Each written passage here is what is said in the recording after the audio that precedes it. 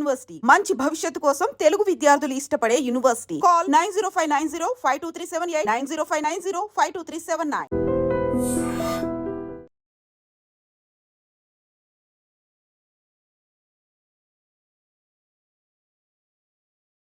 వాళ్ళ family members ఎవరు కూడా కంప్లీట్ ఎక్కడో ఊరు వదిలేసి వెళ్ళిపోయాడు, ఎక్కడో బతుకుంటున్నాళ్ళే అనుకున్నారు సార్. అప్పటిదాకా మేము చెప్పేంత వరకు అది చనిపోయిన సంగతి కూడా తెలియదు. అలాంటి కేసుని డిటెక్ట్ చేశాము. తర్వాత 2015లో ఒక మర్డర్ కేసు, అది రోడ్ యాక్సిడెంట్ కింద క్లోజ్ చేశారు. కానీ అది దృశ్యం టైప్లోనే జరిగింది, సినిమా మాదిరి. రోడ్డు పక్కనే అది ఎందుకంటే సార్ వాడు చంపింది వాళ్ళ రిలేటివ్ అమ్మాయిని ఒక అబ్బాయి ఇష్టపడ్డాడు. ఆ అబ్బాయిని అదర్ క్యాస్ట్ అనమాట. వీడు అబ్బాయి ముస్లిము, ఆ అబ్బాయి సమ్ ఎస్సీ బై క్యాస్ట్. ఆ ఎస్సీ బై క్యాస్ట్ పిల్లోడు మా అమ్మాయిని చేసుకున్నాడు కదా అని చెప్పేసి తీసుకుపోయి మాటలు చెప్పేసి వాడిని ఊరవతల పోయి చంపేశారు. చంపిన తర్వాత రోడ్డు పక్కనే గుంతలో పూడ్చారు అతన్ని. పూడ్చిన తర్వాత మళ్ళీ డౌట్ వచ్చింది, అంటే తక్కువ లెవెల్లో పూడ్చినాం కదా, రేపు బాడీ బయటకు వస్తే వాసన వస్తుందని చెప్పేసి ధర్మవరంలో టౌన్లోనే ఒక కుక్కని అదే పనిగా రోడ్ యాక్సిడెంట్ చంపి, ఎవరిని, ఆ కుక్కని, ఒక డాగ్ని చంపి ఆ డాగ్ని తీసుకుపోయి ఆ శవం మీద వేసినారు. రేపు పొద్దున కుళ్ళిపోయిన వాసన వచ్చినా కుక్కదిలే అనుకోవాలని చెప్పి. ఈ రకమైన డిఫరెంట్ ఐడియాలజీ గల వాళ్ళు చాలా తగిలారు సార్ బాగా. అట్లా వాడు ఒకే మర్డర్ కేసుని మేము లీడ్ చేస్తామంటే 3 మర్డర్లు ఒప్పుకున్నాడు. సో అలాంటి మంచి కేసు ఒకటి. 3 మర్డర్లు ఒప్పుకున్నారు కదా వాడు.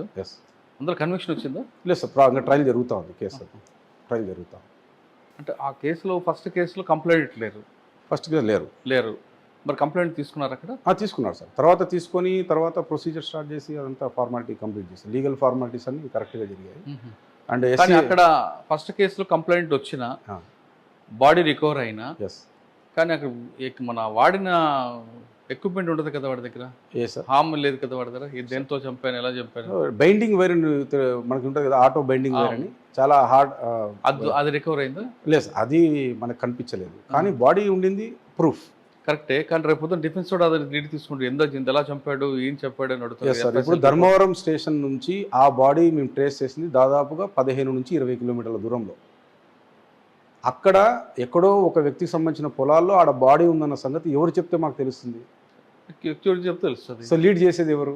వాడే చేస్తాడు. సో అక్కడ లీడ్ చేసినప్పుడు only confession before the police officer is not admissible అంటారు. అంటే పోలీసు వాళ్ళకి చెప్పే కన్ఫెషన్ చట్టంలో ఒప్పుకోరు.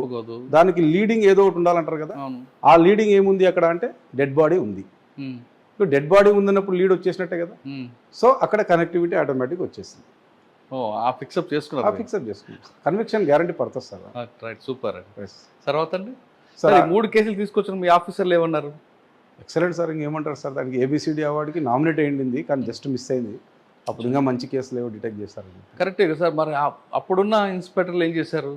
ఇన్స్పెక్టర్ గారే సార్. నేను అప్పుడు మీకన్నా ముందు అప్పుడు నేను ఎస్ఐ సార్. అవును, వాళ్ళు ఎందుకు దానికి అంత ప్రయారిటీ ఇవ్వలేదు సార్? మా చిన్న పెద్ద సార్ అని చెప్పేసి మాకు CA గారు ఉంటారు.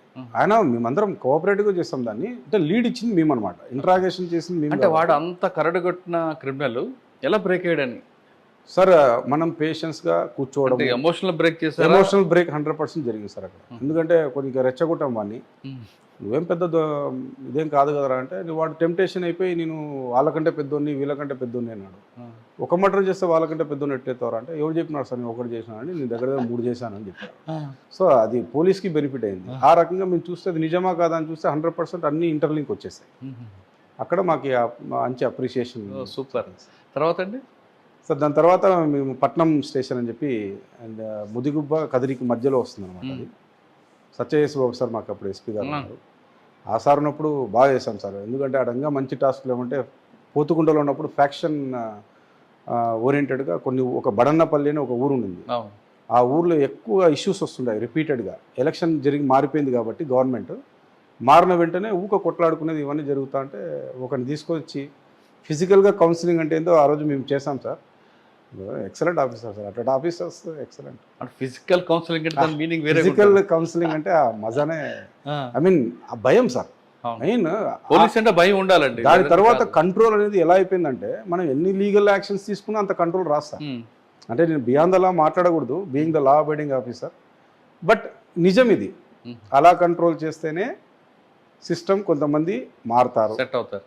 ఎవరు స్కూల్లో టీచర్ అయినా అంతే కదా సార్, అవును. ముందు మాట చెప్తాడు, వినకుంటే బెత్తం వేసి కొడతాడు. ఎందుకు ఆ ఇంట్లో అమ్మా నాన్న అంతే కదా. అమ్మనైనా 2 దెబ్బలు వేసి మార్చాల పిల్లోని అనుకుంటారు, మేము వేస్తే అది ఇల్లీగల్ అయిపోతుంది. ఓకే, తర్వాత దాని తర్వాత సార్ పోతుకుంట ట్రాన్స్ఫర్ అయిపోయాము. దెన్ పట్నం పోలీస్ స్టేషన్లో పీస్ఫుల్గా జరిగింది. ఓకే, అక్కడ ఓన్లీ మాకు ఈ సరాయి చేసేదే టాస్క్ ఉంది. ఊర్లు మారిపోయినాయి, చాలా కేసులు పెట్టాము, దగ్గర 90 కేసులు పెట్టాము అప్పుడు, మంచి కేసెస్ అన్నీ సరాయికి సంబంధించిన కేసులు.